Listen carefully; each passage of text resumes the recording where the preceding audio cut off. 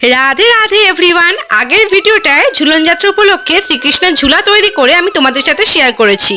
সেখানে তোমরা ঝুলার ওপর রাধাকৃষ্ণের যুগল বিগ্রহ তো নিশ্চয়ই দেখেছো।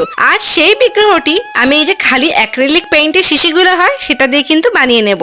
দেখো এই যে বটলের ঢাকনাটা রয়েছে তার মধ্যে কিন্তু আমি একটা ছোট ছিদ্র করে নিয়েছি। আর পুরনো ব্যবহার হয় না এমন কারেন্টের যে তারগুলো থাকে তার ভেতরে এরকম মেটালের ওয়্যার থাকে, সেটাকে বের করে নিয়ে ঢাকনাটার হোল দিয়ে তারটাকে তার মধ্যে ঢুকিয়ে নিয়ে তারের দুটো মুখ মুড়ে নিয়ে ভালো করে কিন্তু শক্ত করে সিকিউর করে নিয়েছি। এরপর একটা টিস্যু পেপার অর্ধেক কেটে নিয়ে একটু ফেভিকল লাগিয়ে একটা ছোট রাউন্ড শেপের বল বানিয়ে নিতে হবে। ফার্স্টে কিন্তু আমাদের বিগ্রহের মাথাটা রেডি করে নিতে হবে, আর বডি বানানো কিন্তু খুব ইজি। আর বাকি অর্ধেক টিস্যু পেপারে আরেকটু সামান্য ফেভিকল লাগিয়ে ওই বলটাকে টিস্যু পেপারে ঠিক মাঝ বরাবর রেখে এই বড় টিস্যুটা সেই অনুযায়ী মুড়িয়ে নেব, আর এক্সট্রা বাড়তি যেগুলো আছে সেগুলো কিন্তু কেটে নেব। এরপর ভেতরে যে বলটা আছে সেটা খুঁজে নিয়ে তার মধ্যে সামান্য ফেভিকল লাগিয়ে সেটাই কিন্তু এই তারটার ওপর বসিয়ে দেব। আর এই এক্সট্রা টিস্যু পার্টে ফেভিকল দিয়ে চারদিক থেকে জড়িয়ে নিয়ে একটা শক্তপোক্ত বেস বানিয়ে নেব। এবার বলি, এটাই কিন্তু বিগ্রহের মাথা, আর এই যে টিস্যুটা জড়িয়ে নিলাম এটা কিন্তু হবে বিগ্রহের গলা। তাই সাইজটা তোমরা কিন্তু আন্দাজ মতো দেখে নিও কতটা লম্বা গলা রাখবে আর মাথাটা কতটা বড় সাইজ রাখবে। এরপর টিস্যুটা যাতে শুকিয়ে একটা শক্ত বেসে পরিণত হয় তাই জন্য আমি কিন্তু এই ওপর থেকে আরেকটু ফেভিকল লাগিয়ে নিচ্ছি এবং সেটাকে আমি শুকাতে দেব। এরপর আরেকটা লম্বা তার নিয়ে এইভাবে গলার সাথে ঢাকনার ওপর বসিয়ে দিতে হবে। এটা হবে বিগ্রহের হাত। সেই অনুযায়ী কিন্তু তোমরা তারের সাইজটাও দেখে নিও যে কতটা লম্বা তোমরা রাখতে চাইছো। আর তারপর অল্প একটু টিস্যু নিয়ে সেটাকে কিন্তু গলার পার্টটার সাথে ভালো করে ফেভিকল দিয়ে অ্যাটাচ করে সিকিউর করে নিতে হবে। এরপর বাকি কাজটা কিন্তু ক্লে দিয়ে, এই ক্লে দিয়ে আমি মাথা, বডি, হাত, পা সবকিছু রেডি করে নেব। দোলে চাদল গোবিন্দাম চাপেশ্চ মধুসূদনাম রথে চ বামনং দৃষ্টা পুনর্জন্মন বিদ্যতে। আর এর মিনিংটাও তোমাদের সাথে আমি অনেকবারই শেয়ার করেছি, তাও আরো একবার বলছি। এর অর্থ হলো, যদি কেউ দোলনায় দোলনরত শ্রী ভগবান কৃষ্ণ অর্থাৎ গোবিন্দকে দর্শন করে, অথবা যখন নৌকা বিহার হয় সেই নৌকা বিহারে নৌকায় শ্রী মধুসূদন অর্থাৎ শ্রীকৃষ্ণকে দর্শন করেন, এবং রথের সময় রথে আরোহণকারী বামনাকৃতির শ্রী জগন্নাথ দেবকে যিনি দর্শন করেন, সেই সকল ব্যক্তিদের কখনোই পুনর্জন্ম হয় না। পুনর্জন্ম না বিদ্যাতে, সেই সকল ব্যক্তিগণের কখনোই পুনর্জন্ম হয় না। এছাড়াও কিন্তু এই ঝুলন উৎসবের আরো অনেক মাহাত্ম্য রয়েছে। এখানে দেখো আমি যেহেতু দোলনায় বসা বিগ্রহ রেডি করছি তাই এরকম দুটো শোলা কেটে তার উপর কার্ডবোর্ড দিয়ে দেন তার উপর ক্লে দিয়ে কিন্তু দোলনা দড়িটাকে একসাথে অ্যাটাচ করেছি। তার উপর বটলগুলোকে আঠা দিয়ে কাঁচা ক্লেটার উপরে কিন্তু বসিয়ে নিয়েছি। ক্লেগুলো কাঁচা থাকতে থাকতে কিন্তু এই কাজগুলো করে নিতে হবে, তাহলে কিন্তু এই যে অ্যাটাচমেন্টটা খুব ভালো করে হবে। এগুলো পরে খুলে যাওয়ার সম্ভাবনা অনেকটা কমে যাবে। এরপর কম্পাস দিয়ে আমি দুপাশে কিন্তু 3টে করে হোল করে নিয়েছি। এখানে পরে আমি দোলনার সাথে অ্যাটাচ করার সময় কিন্তু দড়িটা পরিয়ে নেব। পদ্মপুরাণ অনুযায়ী কেউ যদি এক নিমেষকাল মাত্র, এই এক নিমেষকাল অর্থাৎ হচ্ছে 1 সেকেন্ডেরও অনেক কম সময়, এই 1 নিমেষকাল মাত্র যদি কেউ ভগবানের এই ঝুলন যাত্রা মহোৎসব দর্শন করেন, তিনি সমস্ত যজ্ঞের ফল লাভ করেন।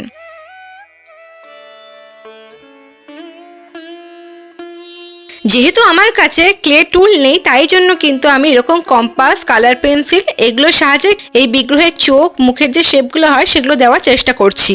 শুধু এখানে আমি শেপটাই দেবো, বাকি চোখ মুখ কিন্তু আমি কালার দিয়ে এঁকে নেব।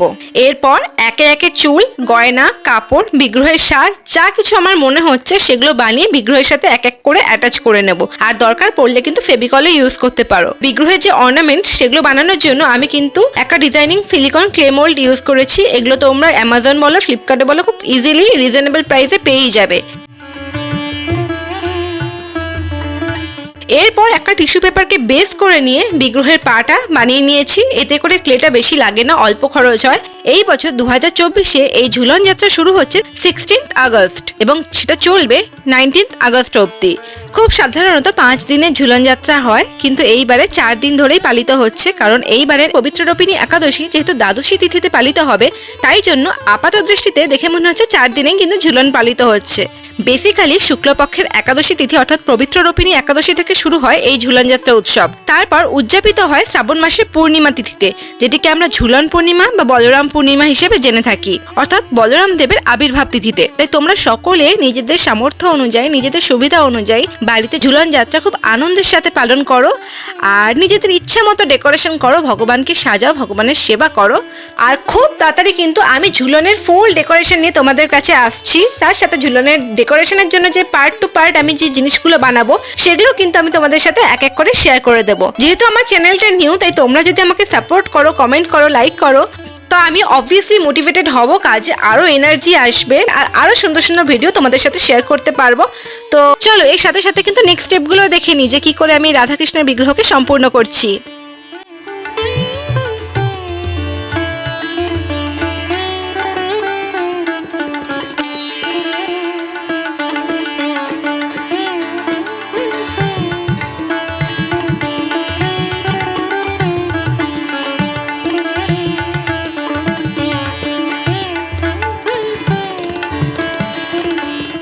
আর দেখো আমাদের বিগ্রহ বানানো কিন্তু কমপ্লিটলি রেডি। কমপ্লিটলি বলবো না, কেন কালার এখনো বাকি, মাথায় ময়ূরের পালক তৈরি এখনো বাকি আছে।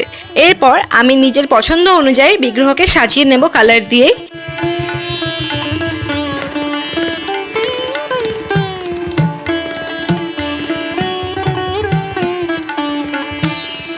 তোমরা দেখো আমি কিন্তু এখানে কোনো হোয়াইট বেস ইউজ করিনি, ডাইরেক্ট আমি কালার অ্যাপ্লাই করছি।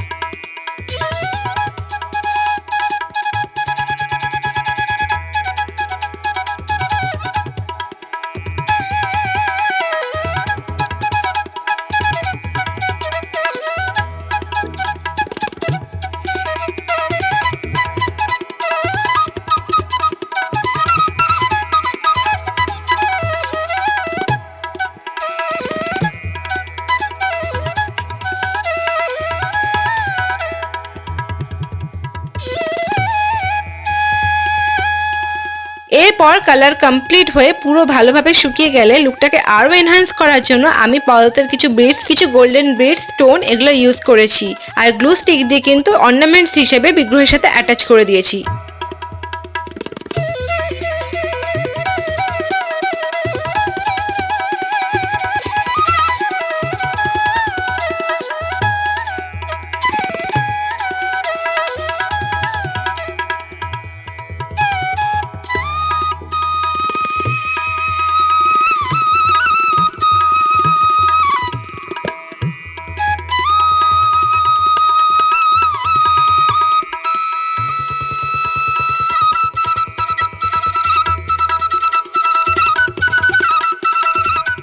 এরপর সিংহাসনের যে সাইডগুলো আছে সেগুলো একটা গোল্ডেন জড়ি দিয়ে সাজিয়ে নিচ্ছি। এতে করে কার্ডবোর্ডের সাথে শোলার যে অ্যাটাচমেন্টের জায়গাটা সেটা কিন্তু ভালোভাবে হাইট হয়ে যায় আর দেখতেও খুব সুন্দর লাগবে। তার সাথে এখানেও কিছু গোল্ডেন পালসের ব্রিডস আমি কিন্তু অ্যাড করে দিয়েছি।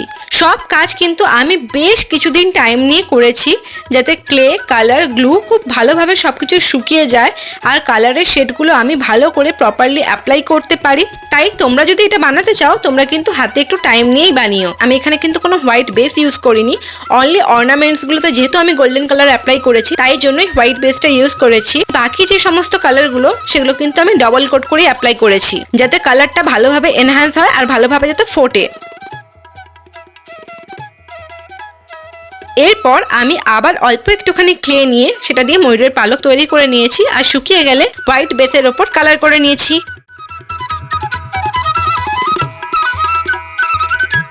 আর এইবার আমি বলতে পারি যে আমার বিগ্রহ কিন্তু একদম রেডি। তার সাথে কিন্তু এই দোলনাটাকে আমি তৈরি করে নিয়েছি। আর যারা এই দোলনার মেকিং ভিডিওটা এখনো অবধি দেখোনি তো দেরি কেন করছো, ঝটপট যাও। এই ভিডিওটার শেষে কিন্তু ঝুলা মেকিং এর যে ভিডিওটা আমার চ্যানেলে রয়েছে সেটা কিন্তু অবশ্যই দেখে নাও। আশা করছি তোমরাও সকলে কিছু না কিছু আইডিয়া তো এখান থেকে পেয়েই যাবে। এরপর ফাইনাল কাজ হচ্ছে দোলনাটার সাথে দড়িটাকে অ্যাটাচ করা। তো এই হোলগুলোর মধ্যে দিয়ে দড়িটাকে পরিয়ে আমি দোলনার সাথে ভালোভাবে অ্যাটাচ করে নিয়েছি। তো দোলনা সমেত বিগ্রহ কিন্তু আমার একদম রেডি।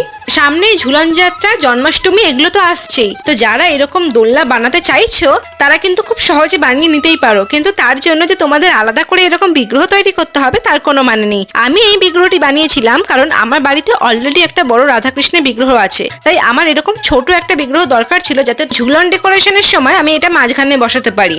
আর এটাই আমি প্রত্যেক বছর কিন্তু ঝুলনের সময় পার্মানেন্টলি ইউজ করতে পারবো। তোমরা এই বিগ্রহটা না বানিয়েও আলাদা করে কিন্তু একটা সিংহাসন রেডি করতে পারো, এখানে এরকম হোল করে দড়ির সাহায্যে ঠিক এরকম ভাবে দোলনার সাথে অ্যাটাচ করে দিতে পারো। আর তার উপর তোমাদের বাড়িতে যে বাল গোপাল বলো বা লাড্ডু গোপাল বলো কিংবা অন্য যে কোনো বিগ্রহকে তোমরা কিন্তু আরামসে দোলনার সিংহাসনটার উপর কিন্তু বসাতেই পারো। ভিডিওটা কেমন লাগলো আমাকে জানিও, ভালো লাগলে লাইক করে দিও, আর চ্যানেলে যদি নতুন হয়ে থাকো তো প্লিজ সাবস্ক্রাইব করে নিও। থ্যাংকস।